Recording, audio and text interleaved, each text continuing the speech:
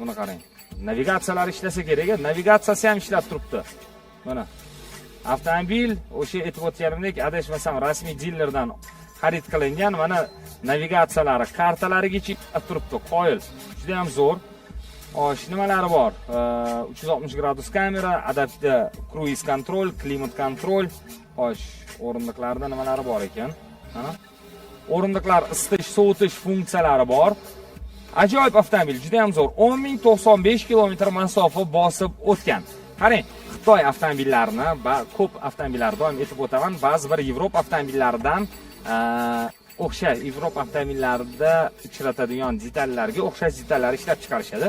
Mana shu yon taraf chiroqlarni yoritish, oyna yuvish tugmachalari, mana shu joylari Mercedesnikiga o'xshaydi, Mercedesga o'xshab ketadi.